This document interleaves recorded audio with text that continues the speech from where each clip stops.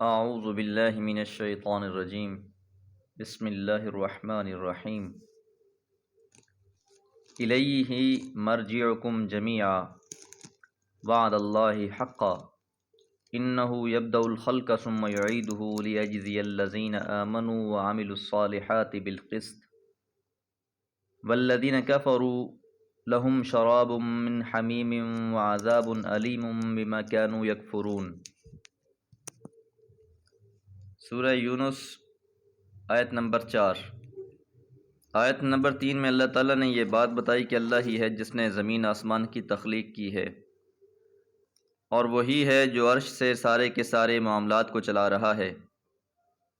بس وہی تمہارا رب ہے اور اسی کی عبادت کرو۔ اب اللہ تعالیٰ اس آیت مبارکہ میں فرما رہے ہیں الیہ مرجعکم جمیعا، الیہ اسی کی طرف، اسی اللہ کی طرف جو خالق کائنات ہے۔ مرجعکم، راجع یرجع کا مطلب ہوتا ہے لوٹ کے جانا، تو مرجع کا مطلب ہوگا کہ ایسی جگہ جہاں لوٹ کر سب نے جانا ہے۔ جمیعا، سب کے سب، جو عبادت کر رہے ہیں وہ بھی، جن کی عبادت کی جا رہی ہے وہ بھی، بالآخر سب نے بارگاہ الہی میں حاضری دینی ہے، کسی کو بھی اس سے استثناء حاصل نہیں ہے۔ وعد اللہ حقا، اللہ کا وعدہ ہے جو سچا ہے، دوبارہ جی اٹھنے میں اور اللہ کے ہاں حاضری میں کوئی شک اور شبہ نہیں ہے، کیونکہ جس اللہ تعالیٰ نے شروع سے زمین آسمانوں کو تخلیق کیا ہے، جس نے انسانوں کو تخلیق کیا ہے، بنایا ہے، تو بھلا اس اللہ کے لیے یہ کیسے مشکل ہے کہ وہ دوبارہ انسانوں کو تخلیق کرے اور اپنے سامنے حاضر کر دے۔ اس لیے مرجع بھی اسی کی طرف ہے اور مولا بھی صرف وہی ہے۔ اور جمیعہ کی تاکید اس امر کے اظہار کے لیے ہے کہ تمہاری اور جن کو تم نے اپنے گمان کے مطابق اللہ کا شریک اور شفیع بنا رکھا ہے، سب کی پیشی اسی کے سامنے ہو کر رہنی ہے۔ انہو، یقیناً اسی نے، یبدأ الخلق، خلق کی ابتدا کی تھی، ثم یعیدہ، اور پھر اس نے دوبارہ اس کو لوٹانا ہے۔ تو یہ وعدہ اس کے حق ہونے کی دلیل ہے کہ اللہ خلق کا آغاز فرماتا ہے، وہی دوبارہ اس کا اعادہ فرمائے گا۔ جس نے پہلی مرتبہ اس کو پیدا کیا ہے وہ دوبارہ اس کو لوٹانے پر بھی قادر ہے، اس کے لیے کوئی دشواری نہیں ہے۔ اور یہی اعتراض اہل مکہ کا بھی تھا کہ اللہ تعالیٰ کیسے دوبارہ زندہ کرے گا، تو فرمایا کہ جس اللہ نے تم کو پہلی بار تخلیق کیا ہے وہ اللہ تمہیں دوبارہ بھی تخلیق کرنے پر قادر ہے۔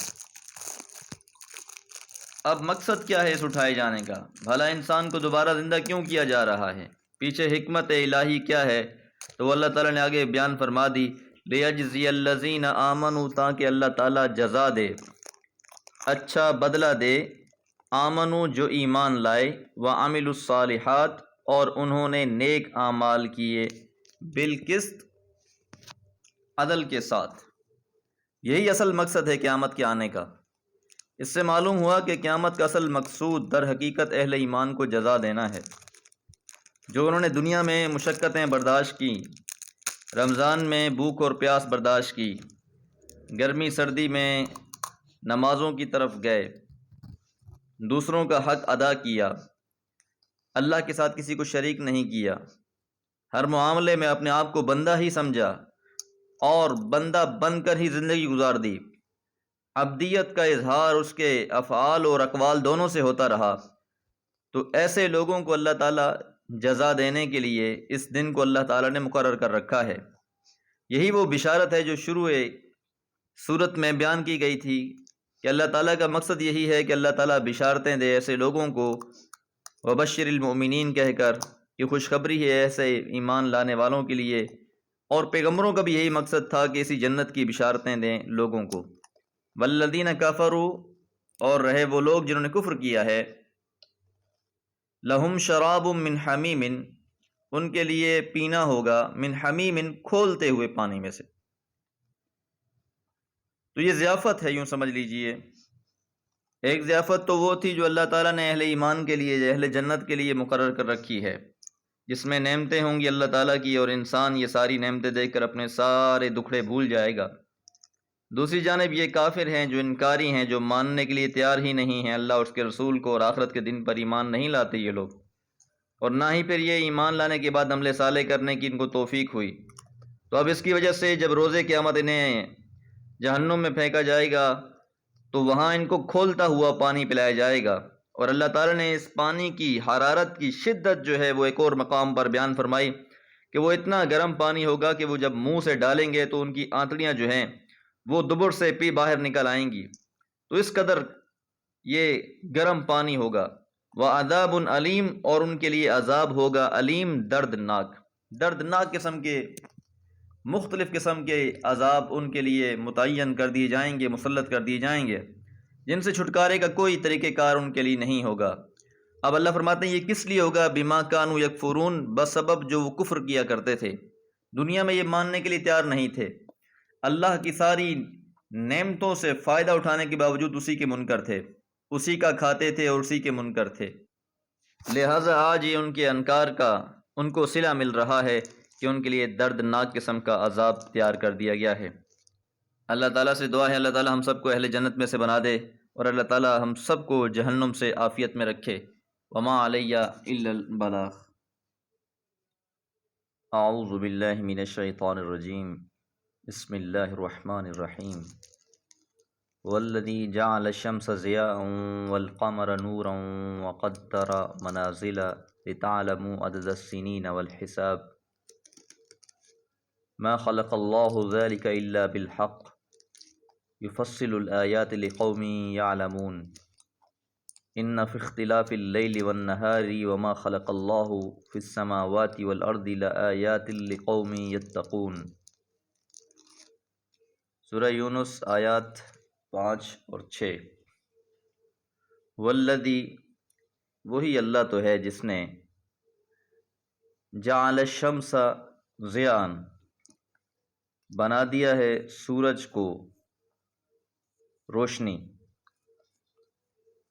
چمکتا ہوا، والقمر نورا،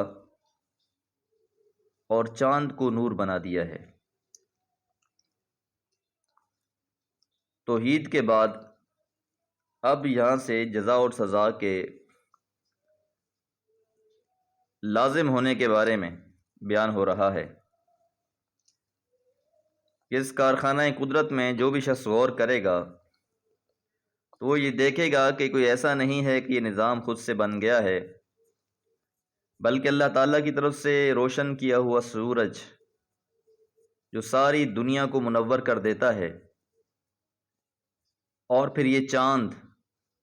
جس کی میٹھی اور آنکھوں کو سکون دینے والی روشنی، یہ سب اسی اللہ کی طرف سے ہیں۔ اور پھر وَقَدَّرَهُ مَنَازِلَهُ، کہ اللہ تعالیٰ نے اس کی منزلیں بھی قرار دے دی ہیں، اس کی منزلیں بھی ٹھہرا دی ہیں، کہ چاند کس ترتیب سے ظاہر ہوتا ہے، آہستہ آہستہ بڑھنا شروع ہوتا ہے،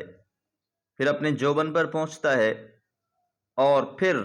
14ویں کے بعد آہستہ آہستہ وہ گھٹنا شروع ہو جاتا ہے اور بالآخر ختم ہو جاتا ہے۔ اس میں ایک اشارہ بھی ہے انسان کی زندگی کے لیے کہ ہر انسان نے اسی طرح پیدا ہونا ہے، پھر اپنے جوبن اور جوانی کو پانا ہے، اور پھر آہستہ آہستہ زوال کی طرف انسان چل پڑتا ہے۔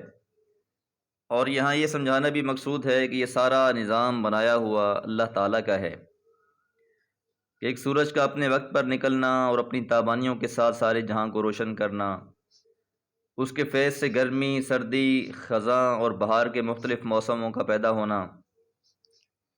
اور پھر چاند کو دیکھیں کہ کسب نور اپنی معین منزلیں طے کرتا ہوا ہماری تاریک راتوں کو ہمارے لیے روشن کرتا رہتا ہے۔ آج بلب اور لائٹ کی روشنی کی وجہ سے ہم نے اس کی قدر نہیں کی، اور اس پر ہم نے کبھی غور و فکر نہیں کیا، وگرنہ آج بھی جہاں لائٹ نہیں ہے لوگ اس چاند کی روشنی سے بھی بہت سے فائدے حاصل کرتے ہیں۔ ما خلق اللہ ذالک الا بالحق، نہیں تخلیق کیا اللہ تعالیٰ نے یہ مگر حق کے ساتھ۔ یہ صحیح انسانی فطرت کا اعتراف بیان ہوا ہے کہ جو بھی عاقل اس نظام کائنات پر غور کرتا ہے وہ پکار اٹھتا ہے کہ یہ کارخانہ باطل اور بے مقصد نہیں ہے، بلکہ ایک عظیم مقصد کے تحت اس کو وجود میں لایا گیا ہے۔ یفصل الآیات، تفصیل بیان کر دیتا ہے ان نشانیوں کی، لقوم، ایسی قوم کے لیے، یعلمون، جو جانتی ہے۔ غور و فکر کرتی ہے، تدبر اور تفکر کرتی ہے، اور بالآخر اس نتیجے پر پہنچتی ہے کہ واقعی یہ خالق کی طرف سے تخلیق کردہ بے مثل سی شے ہے۔ ان فی اختلاف اللیل والنہار، یقیناً دن اور رات کی اختلاف میں، تبدیلی میں، بدلنے میں، وما خلق اللہ فی السماوات والارض، اور جو اللہ تعالیٰ نے تخلیق کیا ہے آسمانوں میں اور زمین میں، لآیات، یقیناً نشانیاں ہیں، لقوم، ایسی قوم کے لیے، یتقون، جو تقوی اختیار کرنے والے ہیں، ڈرنے والے ہیں۔ تو اختلاف لیل و نہار سے اس طرف اشارہ ہے کہ یہ گردش اور تبدیلی بے مقصد نہیں ہے۔ دوسرا، اس عظیم نظام ربوبیت کی طرف بھی اشارہ ہے جو دن اور رات کے مزاج اور اختلاف کے اندر مضمر ہے۔ دن انسان کے لیے معاش اور معیشت کی سرگرمیوں کا میدان گرم کرتا ہے، اور رات اس کے لیے راحت اور سکون کا بستر بچھاتی ہے۔ اس نظام پر جو شخص بھی غور کرتا ہے وہ لازماً اس نتیجے پر پہنچتا ہے کہ ان ازداد کے اندر بھی ایک مشترک مقصد اور وہ حیرت انگیز توافق بھی اس شکل میں موجود ہے کہ ان دونوں کا گو آپس میں متضاد ہونا، دن الگ چیز ہے، رات الگ چیز ہے، لیکن دونوں ہی انسانوں کے اور اللہ تعالیٰ کی مخلوقات کی آسانی، ان کے لیے وسائل معیشت اور ان کے راحت اور سکون کے لیے یہ سارا نظام اور سسٹم اللہ نے بنا رکھا ہے۔ تو انسان سے یہی مطلوب ہے کہ وہ اس نظام پر غور و فکر کرے، اللہ تعالیٰ کی علامتوں اور نشانیوں کو دیکھے کہ وہ اللہ تعالیٰ کتنی قدرتوں والا ہے، کتنی عظمتوں والا ہے، اور جیسے جیسے انسان اللہ تعالیٰ کی قدرتوں اور عظمتوں سے واقفیت اور آشنائی حاصل کرتا جائے گا، اس کی آگاہی جتنی بڑھتی جائے گی، اس کا توکل و یقین بھی اپنے رب پر اتنا ہی مضبوط ہوتا جائے گا۔ اور بندہ مومن سے مطلوب بھی یہی ہے کہ اس کا توکل اور یقین ہونا بھی اسی کی ذات پر چاہیے جو اس کے لائق ہے۔ اللہ سے دعا ہے اللہ تعالیٰ خالص اپنی بندگی اور خالص اپنی ذات پر توکل کرنے والا بنائے۔ وما علیہ الا البلاغ۔